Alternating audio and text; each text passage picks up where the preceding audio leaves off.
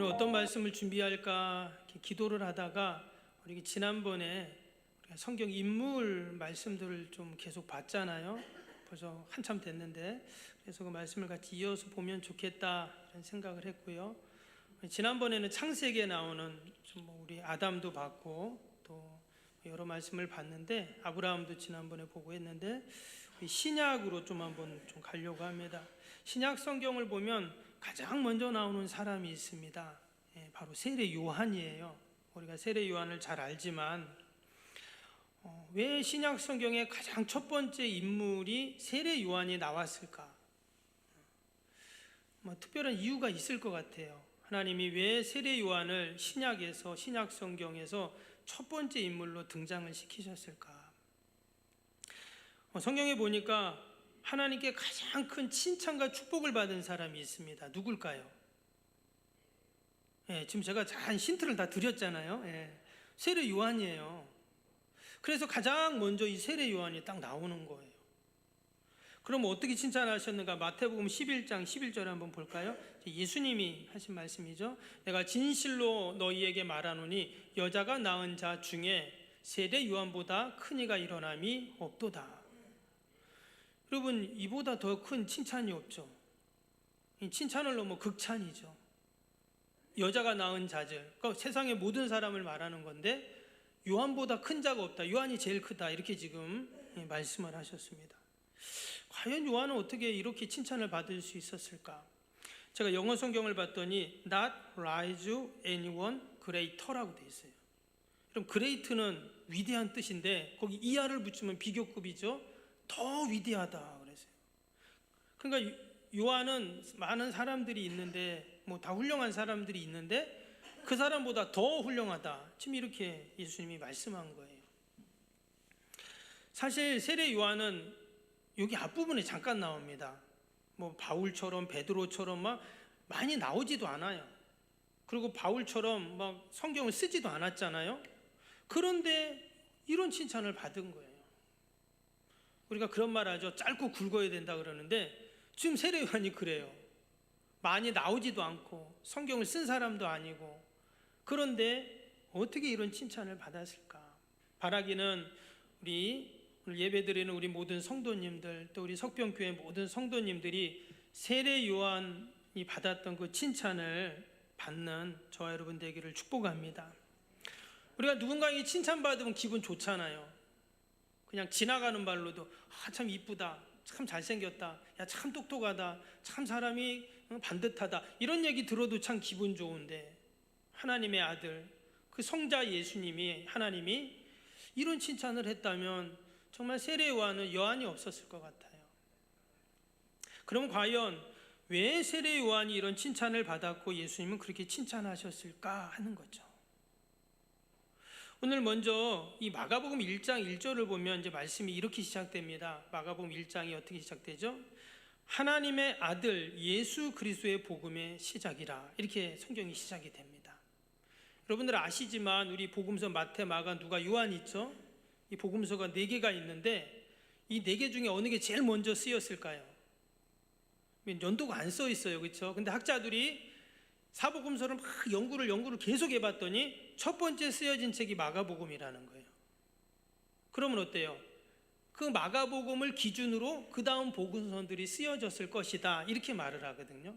그러니까 마가복음을 보고 썼다든지 아니면 또 어떤 자료가 있었대요. 그 자료들을 옛날에는 책 한 권이 있는 게 아니니까 그 자료들을 갖다가 모아서 이렇게 마태복음, 마가복음, 누가복음 이렇게 만들었다는 거죠. 옛날에 쓰여진 거니까. 근데 아무튼 복음서 중에 첫 번째가 뭐냐? 마가복음이에요. 그러면 신학의 첫 번째 책은 마가복음이라고 말할 수 있어요. 그런데 뭐라고요? 맨 처음에 이제 하나님의 아들 예수님의 복음의 시작이다, 이렇게 시작했어요. 그러면 이제 무슨 얘기를 해야 될까요? 예수님에 대한 얘기를 해야 되는 거죠. 그런데 누가 등장한다고요? 난데없이 세례 요한이 등장을 하는 거예요. 2절 볼까요? 선지자 이사야의 글을 보라, 내가 내 사자를 내 앞에 보내리니 그가 내 길을 준비하리라. 여기 보면 내 사자를, 여기서 사자가 누구냐면 바로 세례 요한을 의미한다는 거예요. 근데 이사야는 어떤 사람이냐? 이 신약으로부터 700년 전 사람이에요. 그 700년 전 선지자가 세례 요한에 대해서 예언을 한 거예요. 여러분, 예수님만 예언해서 태어난 게 아니라 이 세례 요한도 구약의 예언이 되었어요. 태어나는 것부터, 지금 사역을 하는 것부터, 또 예수님보다 먼저 와서 예수님의 길을 준비하는 사람이 있을 거다, 이렇게 얘기를 했다는 거예요. 그러니까 이 세례 요한은 사실 보통 사람이 아닙니다. 대단한 사람인 거예요. 그래서 이 세례 요한을 우리가 이렇게 예수님이 칭찬하셨을까? 여자가 낳은 자 중에 왜 이렇게 귀할까? 어떤 학자들은 이 세례 요한을요, 구약과 신약을 연결하는 사람이다, 이렇게도 말을 합니다. 사실 구약과 신약 사이에 한 400년이라는 공백이 있다고 말하죠. 그래서 신구약 중간사라고도 말하는데, 그 중간이 지금 성경에는 없는데 이 신약과 구약을 연결하는 사람이 있다는 거예요. 그게 누구냐? 세례 요한이에요. 그래서 세례 요한을 마지막 선지자다, 이렇게도 말을 해요. 우리는 말라기가 마지막 선지자라고 생각하는데 아닙니다. 이 세례 요한이 마지막 선지자다, 이렇게도 이제 말을 한다는 거예요. 그럼 이사야의 세례 요한을 뭐라고 말했나? 다시 한번 보시면 2절 3절에 선지자 이사야의 글을 보라. 내가 내 사자를 내 앞에 보내리니 그가 내 길을 준비하리라. 광야에 외치는 자의 소리가 있어 이르되 너희는 주의 길을 준비하라. 그가 오실 길을 곧게 하라. 기록된 것과 같이. 아까 2절에 그 사자가 왜 세례 요한이냐면 우리 3절을 보면 알 수 있어요. 광야에서 외치는 자. 근데 정말 세례 요한이 광야에서 외쳤거든요. 뭘 얘기했냐? 주의 길을 준비하라, 이런 걸 외쳤어요. 그러니까 이사야가 말했던 그 사자가 세례 요한이구나, 이렇게 사람들은 다 생각을 했다라는 것입니다. 밑에 5절에 보면 이런 말씀이 있죠. 5절 한번 볼까요? 온 유다 지방 예루살렘 사람이 다 나아가 자기 죄를 자복하고 요단강에서 그에게 세례 요한에게 세례를 받더라 그랬어요. 좀 여러분, 세례 요한한테 사람들이, 유다와 예루살렘 사람들이 다 나왔다 그랬어요. 그러면 지금 세례 요한의 위치가 어느 정도 될까요?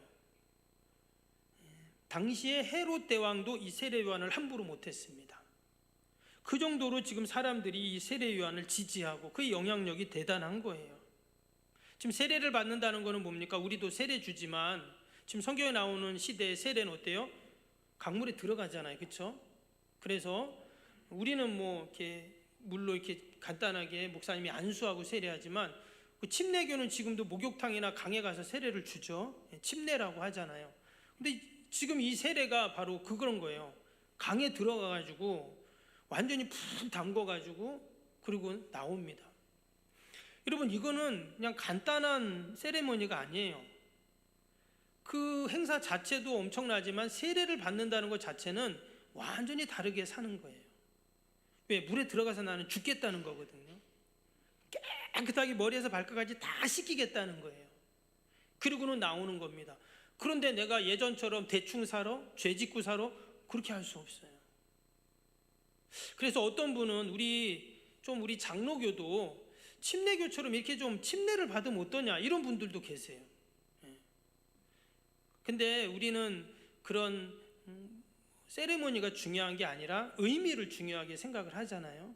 성찬도 마찬가지고. 그래서 우리는 그냥 안수로 세례를 이렇게 주게 되는데, 수많은 사람들이 세례 요한에 와서 지금 앞에서 그렇게 죄를 고백하고 물속에 붕덩 들어가서 세례 요한이 안수기도 하고 지금 이러는 상황인데, 그러면 세례 요한은 여러분 이제 어느 정도 될까요? 당시에 종교 지도자들 또 헤롯 대왕도 그걸 함부로 못합니다. 700년 전에 예고된 사람입니다. 수많은 사람들이 그의 앞에 머리를 숙입니다. 예수님도 세례 요한한테 세례 받았어요. 그러면 여러분, 지금 이제 세례 요한은 어때요? 내가 이제 나를 따르라 그러면 어때요? 바로 교주가 되는 거예요. 바로 교주가 되는 겁니다. 그런데 그가 뭐라고 고백했냐? 우리가 잘 아는 말씀이죠. 7절 볼까요? 7절 보시면 그가 전파이르되 나보다 능력 많으신 이가 내 뒤에 오시나니 나는 굽혀 그의 신발끈을 풀기도 감당하지 못하겠노라. 일반 사람들 같으면 그렇게 많은 사람이 지지하고 따라오고 막 그 정도 위치면은 말 그대로 하나의 교단이나 교파를 만들어요. 근데 그는 뭐라고요?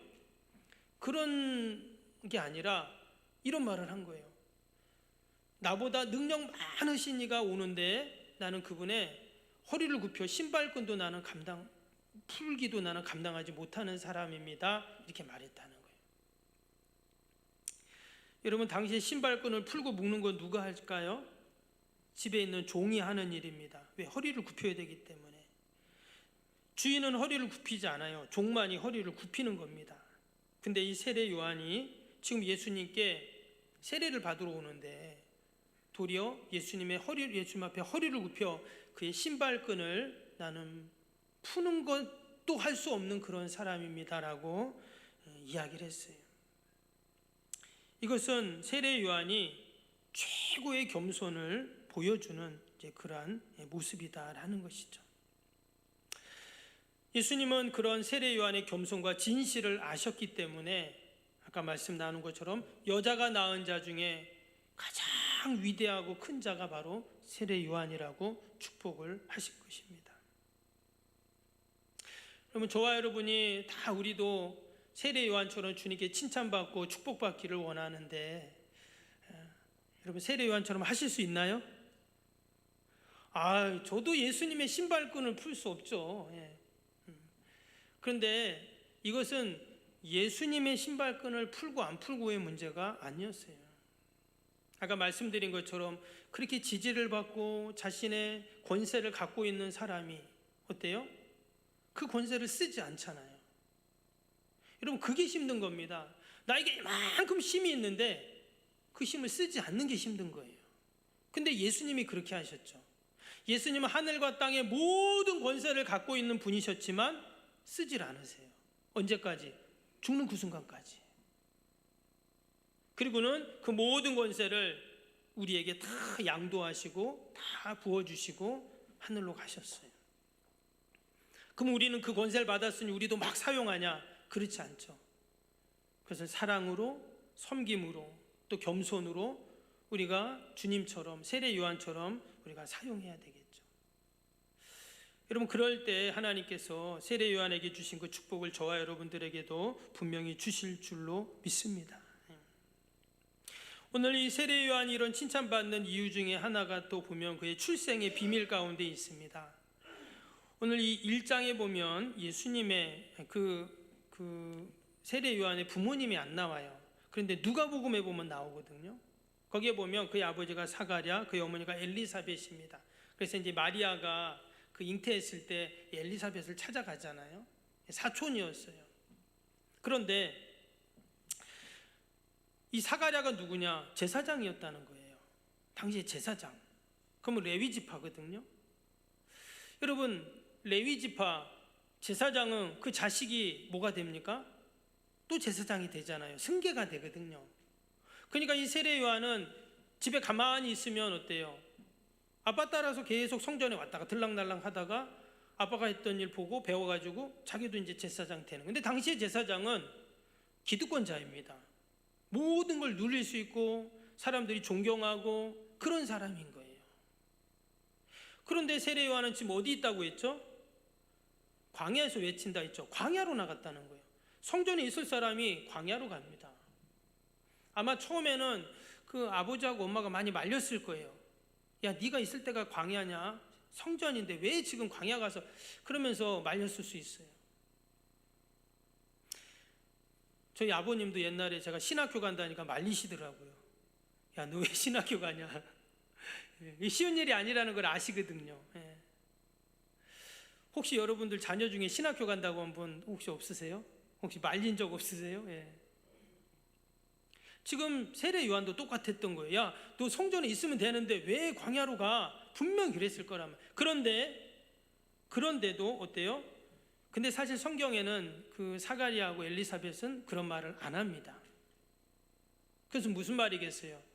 바로 이 세례 요한의 신앙과 믿음은 아버지, 어머니의 신앙을 물려받은 거예요. 분명히 광야로 가면 힘들 거를 알아요. 오늘도 6절에 뭐라고 했어요? 요한이 낙타 토롯을 입고 허리에 가죽띠를 띠고 메뚜기와 석청을 먹고 그랬어요. 여기 지금 그가 입고 있는 옷, 그가 하는 행세, 그가 먹는 것, 여러분 이게 엄청난 게 아닙니다. 그냥 광야에서 말 그대로 최극빈의 삶을 살고 있는 모습인 거예요.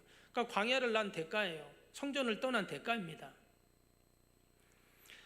예수님이 어떻게 세례 요한을 이렇게 칭찬하셨을까? 그건 다른 게 아니에요.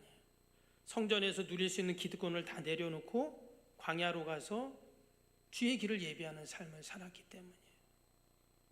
저는 이 시간 우리가 이렇게 예배를 드리고 있잖아요. 오늘 낮에도 그 말씀 드렸지만 원래 이쯤 되면 되게 쌀쌀하고 춥거든요. 근데 오늘 날씨가 너무 좋아요. 너무 좋아요. 그럼에도 불구하고 우리가 이 예배당 안에서, 이 공간 안에서 우리가 이렇게 예배 드리고, 뭐 산으로 들로 바다로 어디 좀 좋은 데 놀러 갈 수도 있고, 뭐 맛있는 거 먹으러 갈 수도 있잖아요. 그럼에도 불구하고 우리가 이 시간 예배 드리고 주님 전에 있고 또 나에게 맡겨진 사명을 감당하는 여러분, 저와 여러분에게 하나님께서는 분명히 칭찬하실 줄로 믿습니다. 아멘. 제가 보기엔 그래요. 내가 예배 드리지만 우리가 예배 드리는 다 이유가 있어요. 여러분, 사람들은 다 예배 드리는 이유가 있습니다. 자녀 때문에 예배 드리던, 남편 때문에 예배 드리던, 뭐 누구 때문에 예배 드리던, 뭐 나를 위해서도 예배 드릴 수 있지만 우리가 다 하나님께 기도하는 이유, 예배 드리는 이유, 사역 감당하는 이유, 또 직분 감당하는 이유가 다 있어요. 뭐 감사해서 은혜 감사 이런 것도 있지만 우리가 다 하나님 앞에 바라고 소망하는 게 있잖아요. 근데 오늘 이 세례 요한은 어떻습니까? 세례 요한은 그게 아니었어요. 그냥 오로지 모든 걸 내려놓고 광야로 나아가서 그렇게 정말 최악의 최저의 삶을 살면서 오직 그가 한 일은 뭐예요? 주님의 길을 예비하는, 참 이런 놀라운 삶을 삽니다. 하나님께서는 그의 중심을 보셨기 때문에 여러분 이러한 놀라운 축복을 분명히 허락해 주셨는 줄로 믿습니다. 지금 오늘 4절에 보니까 세례 요한이 광야에 이르러 분명히 그렇게 말했어요. 광야에 이르러. 성전이 아니라 광야, 예루살렘이 아니라 들판, 황량한 곳, 사람도 없고 아무것도 없는, 아무것도 건질 게 없는 그런 곳에 가서 그가 지금 활동을, 사역을 감당하고 있습니다. 분명히 고생길이 뻔합니다. 그런데도 변함없이 그가 주의 길을 예비하는 자로 그렇게 쓰임받고 있어요. 여러분, 광야는 되게 외로운 곳이죠. 그리고 또 고독한 시간입니다. 그래서 사람들은 광야를 싫어해요. 다 도시를 좋아하고 예루살렘을 좋아하고 그런 거예요. 근데 오늘 말씀해 보니까 희한하게 어떤 일이 생겼냐? 사람들이 광야로 오는 거예요. 그 세례 요한이 있는 광야로 옵니다. 그래서 자신들의 죄를 다 고백하고 그리고 또 세례를 받는 이런 모습을 우리가 보게 돼요. 여러분, 광야를 히브리어로 뭐라고 하냐면 미드바르라고 합니다. 근데 이 미드바르라는 단어가 어디서 나왔냐면 다바르라는 단어에서 나왔어요. 이 뜻이 뭔지 아세요? 다바르라는 단어는 말하다 이런 뜻이에요. 그래서 어떤 목사님이 이거를 비교를 해놨더라고요. 무슨 말이냐면 광야하고 말하다하고 무슨 연관이 없잖아요. 근데 그 광야에 가서 우리가 하나님의 말씀을 듣는다는 거예요. 여러분, 광야에는 사실 아무것도 없는데 근데 그 광야에 갔을 때 내가 하나님의 음성, 하나님의 말씀을 들을 수 있다는 겁니다. 왜? 광야에 가면 아무것도 없으니까 말 그대로 누구에게 집중할까요? 하나님께만 집중을 하는 거예요. 그러니까 하나님의 음성이 들리고 그 하나님 말씀하는 게 들리는 거죠. 왜 굳이 세례 요한이 광야로 갔을까? 이사야서 예언을 따라하기 위해서 아니에요. 그는 자기가 이사야가 예언했던 자라고 생각하지 못했을 겁니다. 근데 하나님께서 그의 발걸음을 계속 광야로 인도하셨어요. 그리고 분명히 광야에서 하나님의 음성을 들었을 거예요. 말씀을 들은 겁니다. 그리고 그 말씀을 듣고 사람들에게 이제 이야기를 하는 것이죠. 그래서 여러분, 혹시나 내가 지금 광야에 있다면 너무 낙심할 필요가 없어요. 왜? 거기서 누굴 만나면 돼요? 하나님께 집중하고 하나님을 만나고 하나님의 음성을 들으면 됩니다. 그러면 그것이 복이 되는 거예요. 도리어 어떤 사람은 일부러 광야를 나아가기도 해요. 왜? 하나님의 말씀을 들으려고. 지금 세례 요한이 바로 그 광야에서 하나님의 음성을 듣는 겁니다. 성경을 보면 광야는 하루길이라고 했어요. 유다나 예루살렘이나 어디나 광야를 가려면 하루길이에요. 그러면 하루 가. 그리고 다음날 오면 이틀 걸립니다. 그러니까 광야로 나가는 게 쉽지가 않아요. 그럼에도 불구하고 사람들은 휘황찬란한 성전이 있는 예루살렘이 아니라 지금 광야로 가서 세례 요한을 만나고 하나님께 죄 고백을 하고 세례를 받는다고 그렇게 지금 이야기를 하고 있어요. 여러분, 저와 여러분이 세례 요한처럼 우리도 주님께 늘 칭찬받고 또 이런 축복을 받기를 원하는데, 여러분, 내가 광야에 있다고 낙심하지 마시고 도리어 거기서 내가 하나님 음성을 듣고 또 하나님의 뜻을 헤아리고 우리가 산다면 더 큰 은혜와 축복이 분명히 우리에게 있을 줄로 믿습니다. 그리고 한 가지만 더 볼게요. 한 가지 더 보면 3절에 보니까 좀 요한을 뭐라 그랬냐면 광야에서 외치는 소리라고 그랬어요. 여러분, 소리하고 말은 다르잖아요. 소리하고 말은 어떻습니까? 의미가 있고 또 뭐 서로의 이해를 위해서 전달하는 게 말인데, 소리는 어때요? 뭐 기계 소리, 바람 소리, 뭐 짐승 소리, 뭐 이런 소리들은 어때요? 그런 게 없거든요. 근데 지금 세례 요한이 외치고 또 세례 요한이 주의 길을 예비하는데 그가 하는 말을 뭐라고 했냐면 광야에서 외치는 소리라고 표현을 했어요. 광야에서 외치는 말이라고 하지 않고. 왜 이런 표현을 했을까? 참 놀라운 것은 뭐냐면 세례 요한은 자신을 그냥 소리로 여긴 거예요. 그러니까 나는 말도 아니다라는 거예요. 그냥 소리에 불과하다는 거예요. 광야에서의 소리는 그냥 스쳐 지나가는 소리일 뿐입니다. 바람 소리도 있을 수 있고요, 아니면 짐승 소리도 있을 수 있고. 근데 마치 자기가 광야에 그냥 스쳐가는 소리일 뿐이다 이렇게 말했어요. 앞에서도 얘기했지만 이건 겸손이죠. 그 세례 요한의 겸손의 영성을 우리가 볼 수 있습니다. 그 외모뿐만 아니라 그의 생각 자체도 겸손이에요. 하나님께서는 이처럼 하나님 앞에 자신을 낮추고 또 낮추고 또 낮추는 이 세례 요한을 너무 귀히 여기셨어요. 그래서 그를 여자가 낳은 자 중에 가장 큰 자라고 그렇게 축복을 한 것입니다.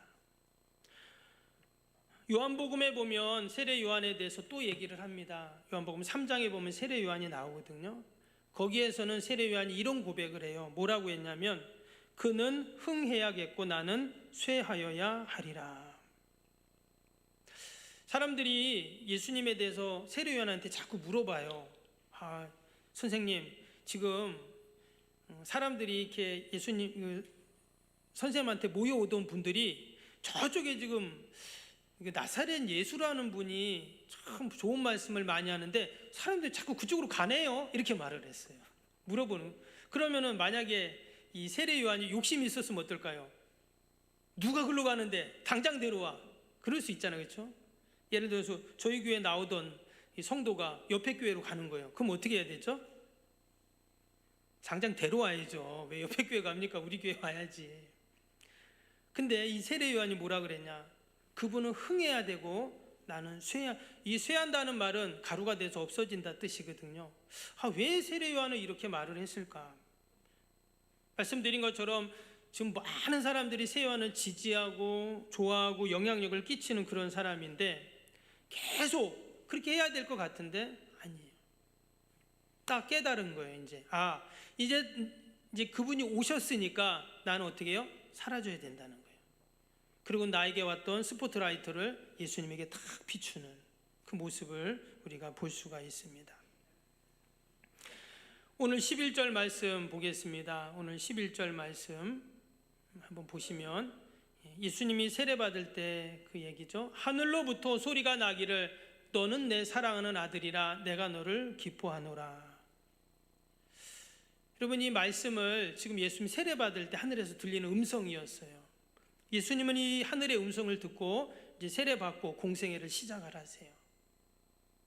여러분, 만약에 내가 집에 가만히 있는데 이런 음성이 들렸다고 생각해 보세요. 하나님 음성이 들리는 거예요. 아무개야 너는 내 사랑하는 아들이다, 내 딸이다, 내가 너를 기뻐한다. 이런 말 들으면 어때요? 음성 들리면 막 위로가 되고 힘이 되겠죠. 자, 예수님도 세례 받을 때 그런 하늘의 음성을 듣고 힘을 내 가지고 이제 공생애를 시작하세요. 근데 여러분, 이 소리가 들릴 때 거기에 누가 있었죠? 예수님만 있는 게 아니에요. 예수님도 있고 세례를 주던 세례 요한도 있고 주변에 많은 사람들이 있어요. 거기 다 들었어요 지금 이걸. 그럼 어떨까요? 하나님이 예수님 귀에다가만 내 사랑하는 아들이다, 내 기뻐 이렇게 말하지 않으셨을 거예요. 우리가 그냥 생각해 봐도 하늘로부터 천군 천사를 통해서 막 소리가 들렸을 거예요. 신비한 일이죠. 내 사랑하는 아들이라 내가 너를 기뻐한다, 이 음성을 들었겠죠. 즉 세례 요한도 들은 거예요. 세례 요한은 이 음성을 듣고 너무나 큰 위로와 분명히 힘을 얻었을 겁니다. 그리고 마지막까지 귀한 사명을 잘 감당했겠죠. 여러분, 저와 여러분도 늘 이 하늘의 음성을 듣기를 축복합니다. 내가 너를 사랑하노라, 너는 내 아들이라, 내가 너를 기뻐한다는 여러분 이 음성을 저와 여러분이 천국 가는 그날까지 잘 듣기를 축복합니다. 그래서 우리에게 맡겨진 사명 또 직분 잘 감당하는 저와 여러분 되길 주님의 이름으로 축복합니다.